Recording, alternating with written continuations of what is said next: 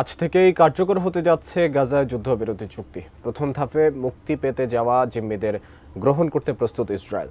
এর আগে 15 মাস ধরে গাজায় ইসরায়েলি সেনাদের নারকীয় তাণ্ডবে প্রাণ যায় 47,000 ফিলিস্তিনির। ধ্বংসস্তূপে পরিণত হয় গোটা গাজা। এরকম বাস্তবতায় হামলা বন্ধের ব্যাপারে আশাবাদী গাজাবাসী। বিস্তারিত সুদীপ ঘোষের ডেস্ক রিপোর্টে।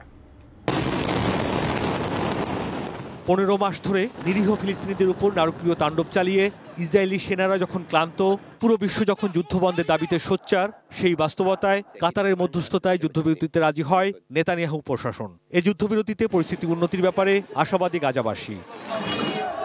যুদ্ধবিরতি চুক্তির অন্যতম মধ্যস্থতাকারী কাতার জানিয়েছে, প্রথম ধাপে 6 সপ্তাহের মধ্যে হামাস 33 ইসরায়েলি জিম্মিকে মুক্তি দেবে। তাদের মধ্যে বেসামরিক নারী, শিশু, নারী সেনা, বয়স্ক ব্যক্তি ও আঘাতপ্রাপ্ত বেসামরিক নাগরিক রয়েছেন। মাঠের অলরাউন্ডার আমি, আর ঘরের allrounder Tylox. Tylox toilet cleaner, clean মানেই টাইলক্স। এর বিনিময়ে ইসরায়েলও তাদের জেলে আটক কয়েকশো ফিলিস্তিনি বন্দীকে ছেড়ে দেবে। এই সময়ের মধ্যে ইসরায়েলি বাহিনীকে গাজার ঘনবসতিপূর্ণ এলাকাও ছাড়তে হবে, আর বাস্তুচ্যুত ফিলিস্তিনিরা পাবে বাড়ি ফেরার অনুমতি। এই সময় প্রতিদিন শত শত ত্রাণবাহী লরিকে গাজায় ঢোকারও সুযোগ দেবে তেল আবিব। চুক্তির দ্বিতীয় ধাপ নিয়ে আলোচনা শুরু হবে প্রথম ধাপের 16তম দিনে। এই ধাপেই মুক্তি পাবে পুরুষ ইসরায়েলি সেনারা। তৃতীয় ও শেষ ধাপে হবে গাজার পুনর্গঠন, যা শেষ হতে লাগবে কয়েক বছর। তবে হামাস জানিয়েছে, যুদ্ধবিরতি স্থায়ী না হলে এবং ইসরায়েলি বাহিনী গাজা না ছাড়লে তারা প্রথম ধাপের পর আর কোনো জিম্মিকে ছাড়বে না।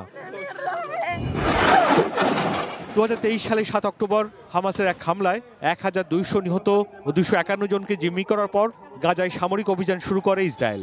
এরপর 15 মাসের অবিরাম যুদ্ধ প্রাণ কেড়ে নিয়েছে গাজার প্রায় 47,000 মানুষের। প্রায় ধ্বংসস্তূপে পরিণত হওয়া উপত্যকাটির 23 লাখ বাসিন্দাকে হতে হয়েছে বাস্তুচ্যুত। দুর্ভিক্ষে ঝুঁকিতে রয়েছেন কয়েক লাখ মানুষ। Sudip Ghosh, desk report, ATN news.